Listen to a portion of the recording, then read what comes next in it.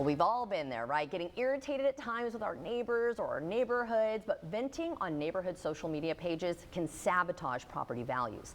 RE/MAX specialist Maria Raymer, though, is back to explain. Great to see you as always. Thank you so much for joining us. Thanks. Nice to be here. You know, I feel like every neighborhood I've lived in, whether it's Facebook groups or Nextdoor app, I mean, someone is always complaining about something. Right. But why are homeowners sabotaging their property values? I mean, do they even realize they're doing this? Yeah, the quick answer is they don't realize they're doing it. They get angry, they get frustrated, they take to social media to vent, and it's a really bad thing to do. Right. So what are the down the road consequences then of venting negatively on the community pages? Yeah, so you create a negative stigma about the neighborhood. You, as a buyer, you might think there's a dysfunctional HOA situation there, and many people don't want to go into a community dealing with problems with an HOA. Right. So there's some issues that could arise out of that. And I think people just don't realize when they post something negative online, it sticks with the community for years to come. I mean, the only way it would change is if people take it down. And I highly recommend if they post something negative, they do take it down because it's not helping anybody and it's making buyers not want to purchase in that neighborhood. It's just not as desirable once you read all these things. It makes sense. Yeah.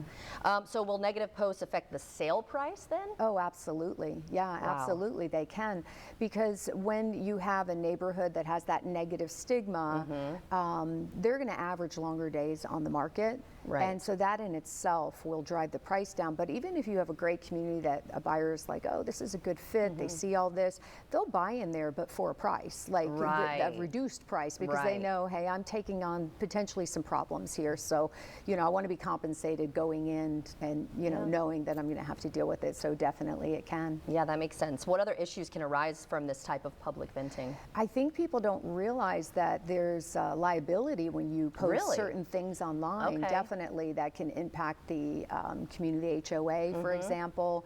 It could be a neighbor-to-neighbor dispute. Oh, yeah. You know, imagine you're the person who's trying to sell your house in that moment when these things are online. And what if they're not factual? What if they're inaccurate? Then you have a slanderous situation. You're posting things that are hurting someone else.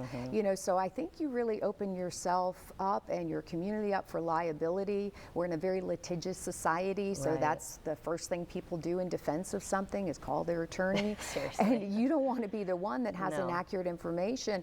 And recently I had a buyer that was under the impression from Facebook posts that a community was in a lawsuit. And in fact, they are not in a lawsuit. Really? Yeah. So, and that was part of their feedback as to why they were worried about buying this particular home. That's so it's not good, and these are the things that can come up, and unintended consequences, we call them. And I love my neighborhood, have always loved my neighborhood. You're still going to get those people who are not happy. Yeah. And it's frustrating to see that when you are enjoying everything. And then you do still see some stuff on there.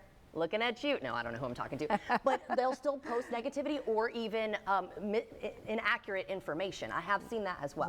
Like it's been proven that some of those posts were inaccurate. Yes. So it's a good point. I'm glad we're talking about this. So what is the best way to handle the community grievances? So the HOA is there, you know, for a reason, is to, you know, resolve problems and issues. Go to your HOA, write an email, give them a call.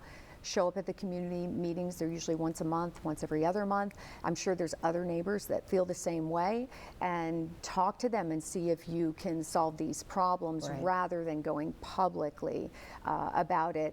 And in addition to that, just think about if you are going to go public and put things online, why don't you tell people all the positive things? There's a reason you moved there. There's a reason your house isn't for sale. You probably love your community, but people are so quick to post the negative, not the positive.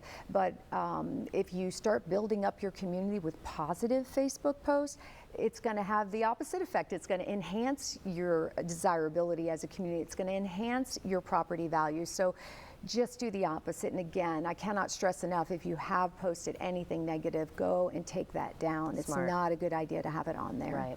Well, I think this is a fantastic conversation. Every time you come, though, we always get great information. If we want a little bit more, though, where can we go? MariaRaymer.com. Awesome. Over 25 years of experience here, and you're amazing. Thank you so much for joining us. Appreciate it. And if you'd like to see this interview again, everyone, just head to First Coast News Plus.